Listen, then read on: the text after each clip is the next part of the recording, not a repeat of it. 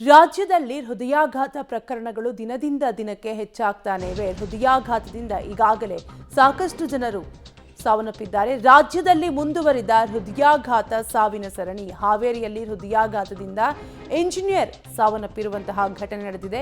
ಬೆಂಗಳೂರಿನಲ್ಲಿ ಇಂಜಿನಿಯರ್ ಆಗಿದ್ದ ಹನುಮಂತ 31 ವರ್ಷದ ಹನುಮಂತ ಹೃದಯಾಘಾತಕ್ಕೆ ಬಲಿಯಾಗಿದ್ದು ಕಂಚಾರಗಟ್ಟಿ ಗ್ರಾಮದ ನಿವಾಸಿ ಹನುಮಂತ ಸಾವನ್ನಪ್ಪಿರುವಂತಹ ದುರ್ದೈವಿಯಾಗಿದ್ದು ಎದೆ ನೋವು ಕಾಣಿಸಿದ್ರಿಂದ ಆಸ್ಪತ್ರೆಗೆ ಸಾಗಿಸಲಾಗ್ತಾ ಇತ್ತು.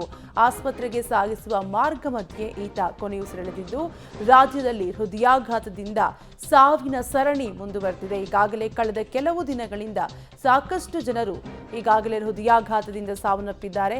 ಅದರಲ್ಲೂ ಕೂಡ ಯುವತಿಯರೇ ಹೆಚ್ಚಾಗಿ ಹೃದಯಾಘಾತದಿಂದ ಸಾವನ್ನಪ್ಪುತ್ತಿದ್ದು ಸಾಕಷ್ಟು ಆತಂಕಕ್ಕೆ ಒಳಗಾಗ್ತಾ ಇದ್ದಾರೆ. ಇದೆಲ್ಲದರ ಮಧ್ಯೆ ಹಾವೇರಿಯಲ್ಲಿ ಹೃದಯಾಘಾತದಿಂದ ಇಂಜಿನಿಯರ್ ಸಾವನ್ನಪ್ಪಿರುವಂತಹ ಘಟನೆ ನಡೆದಿದ್ದು 31 ವರ್ಷದ ಹನುಮಂತ ಬೆಂಗಳೂರಿನಲ್ಲಿ ಇಂಜಿನಿಯರ್ ಆಗಿ ಕೆಲಸವನ್ನ ಮಾಡ್ತಾ ಇದ್ರು. ಇವರು ಕೂಡ ಈಗ ಹೃದಯಾಘಾತಕ್ಕೆ ಬಲಿಯಾಗಿದ್ದಾರೆ.